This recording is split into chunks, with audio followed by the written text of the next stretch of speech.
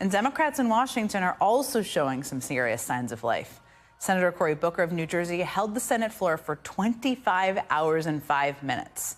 He broke the record of segregationist Strom Thurmond, that must have felt good, and reminded Americans that someone is standing up for them in Washington. What kind of man is in our White House that makes fun of the disabled, who lies so much that the fact checkers lose count, that minimizes the pain and the suffering, where you have cabinet secretaries that are billionaires themselves that say, if my mom missed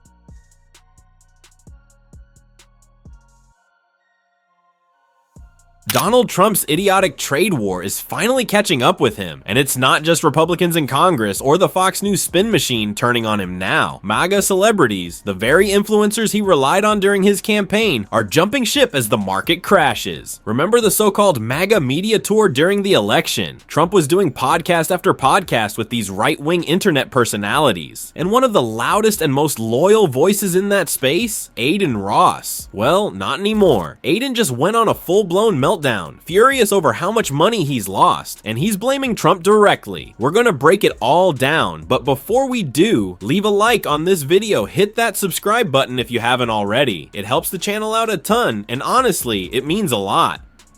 Now, before we get into the unhinged rant from Adin Ross, let's set the stage with where the markets are at right now.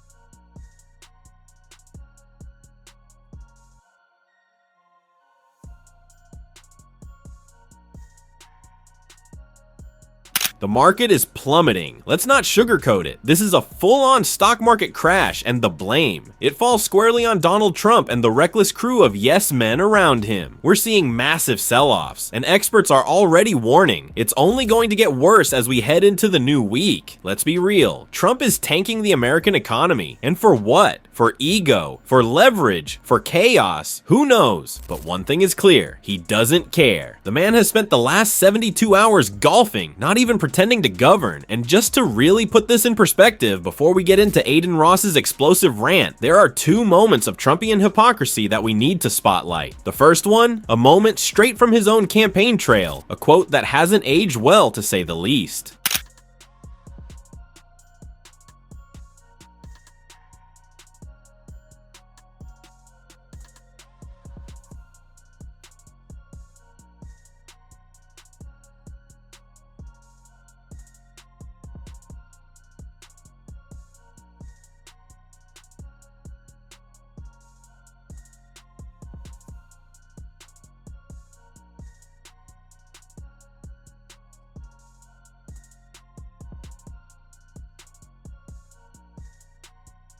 All Donald Trump has done since Thursday is golf. While the markets nosedive, while everyday Americans watch their savings vanish, Donald Trump is out there, swinging clubs like nothing's happening. It's honestly pathetic, but not surprising. Trump has always only cared about one person, himself. But the hypocrisy doesn't stop there. During the campaign, Trump made a point to connect with MAGA influencers and online streamers, one of the biggest being Adin Ross. Trump sat down with Adin, and what was one of their biggest talking points? You guessed it, the economy. Let's take a look at just how different that conversation sounds now that Adin is watching his own money vanish under Trump's disastrous trade war. Obviously, I saw the post you made on your app Truth.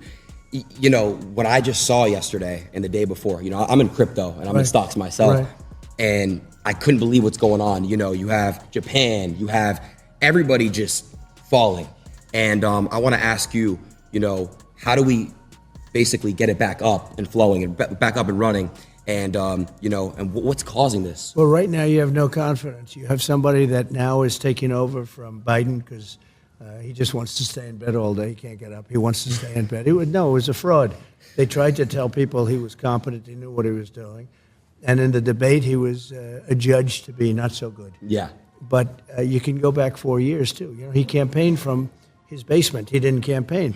I said, where is this guy during COVID? They used COVID as an excuse. So now Donald Trump, the guy actively tanking the economy with his brainless tariffs, is somehow trying to spin this whole disaster as Joe Biden's fault. But wait, didn't Trump just blame Biden and Kamala Harris for the booming stock market a few weeks ago?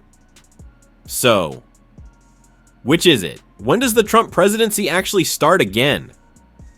When do we stop pretending the market crashing is part of Biden's legacy and start calling it what it is, the result of Trump's tariffs? Because it's happening right now, in real time, and it's hitting Trump's own base the hardest. That brings us to Aiden Ross, one of Trump's most loyal MAGA influencers, who's now watching his wealth burn in real time. The hypocrisy bit back hard, costing Aiden millions, maybe tens of millions, and he did not take it well. Here's his freak out. Guys, you want me to be honest with you?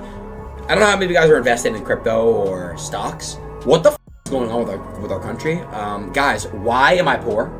Like, what is going on in the world right now? Why the is this going on? Can somebody please explain what's going on? Why are we all losing? Why are we all negative right now? Like, does anybody know why? I'm not happy the stock market is tanking. Why would I be? The American economy is imploding. People are losing their jobs. Retirement funds are evaporating. And we've got a madman, not in the White House, but swinging clubs on a golf course while the whole thing goes up in flames. But I'll be honest, there is a sliver of dark poetic justice in watching MAGA get exactly what they asked for. You voted for this. We told you this was coming. Trade war, tariffs, chaos, grift, all in the name of owning the libs. Well, is this what owning the libs looks like? Because if so, congratulations. You've destroyed the economy just to prove a point that no one even remembers anymore. These influencers, the MAGA podcasters, the Aiden Ross types, they're losing everything. And there is one man to blame, Donald Trump. So Aiden, if you're still wondering what the hell is happening, look in the mirror and then look at the guy you proudly campaigned for. But here's the thing, MAGA may be out of options, but thankfully the country isn't. And Jen Psaki laid it out clearly where the actual path forward lies. Let's hear what she had to say. But I wanted to start on more of a hopeful note, because this week has been tough, but has also shown that there are a lot of people out there who are fighting back. I'd even venture to say this has been the best political week Democrats and anyone else horrified know there's a lot of you out there by the Trump administration and what they've done since Election Day. And what's most exciting is that this energy shift is really being driven by people across the country. Hundreds of thousands of Americans poured into the streets yesterday in communities, big and small communities too, to protest against Trump. While cities like New York and DC saw tens of thousands of people, big crowds also showed up in red areas too. Places like Farmington, Maine, in a county that Donald Trump has won in every election. Red Bank, New Jersey, where Trump won the county by double digits. Sedona, Arizona, in a county Trump won by more than 30 points as he flipped the state red again. Missoula, Montana, in a state where Donald Trump won by 20. So red states, blue states, swing states, people everywhere are making their voices heard. And they're doing it at the ballot box too. Because this week also, on Tuesday, the people of Wisconsin delivered a complete rebuke to Elon Musk, shown there in the cheese hat, as he attempted to buy a state Supreme Court seat. I mean, the world's richest man even went so far, and this is what you're watching on the screen right now, as to travel there to campaign with oversized checks and cheeseheads. And voters basically sent the message they hated that. That's what they said. Instead, they went out to the polls and they elected a liberal judge by a double-digit margin over Elon Musk's MAGA favorite candidate. And it wasn't even just Wisconsin. Even where Democrats lost in some of the reddest corners of Florida, the outpouring anti-Trump and anti-Musk energy shaved roughly 15 to 20 points off Republicans' November margins in two special elections for Congress there on Tuesday. All of these are good signs. A number of people have also put their hat in the ring to run for higher office recently. People like Javier Becerra in California, Garland Gilchrist in Michigan, who I'm going to talk to shortly, and people like Mallory McMorrow. We need new leaders because the same people in D.C. who got us into this mess are not going to be the ones to get us out of it. I'm Mallory McMorrow, and yes, I'm running for U.S. Senate because we don't have a minute to wait. Are you with me?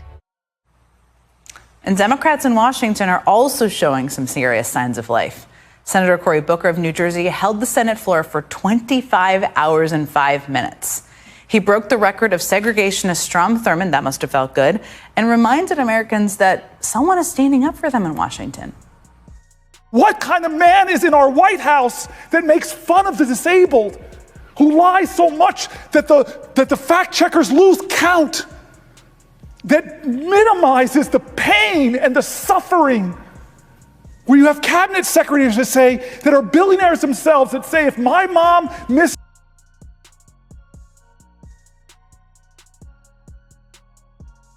We have to use this moment not just to say, we told you so. Sure, we can do that, and honestly we should, but what's more important is showing people there's a better way forward. This isn't just about tariffs. It's not just about how dumb the trade war is. It's about offering a real alternative, a vision that doesn't crash the economy just to feed some political ego. We are ready to fight to reshape the economy, to build something that works for actual people, not just billionaires on the golf course, not empty slogans about bringing manufacturing back while jobs still get shipped overseas. Trump had 4 years. He failed, so now we step up. This show is going to keep doing exactly that, calling it out, breaking it down, lifting up the real solutions. And if you want to be part of that mission, you already know. Hit that subscribe button, leave a like, and if you made it this far, drop a blue heart in the comments. Until next time, let's keep fighting smarter. Let's keep fighting together. I'll see you soon.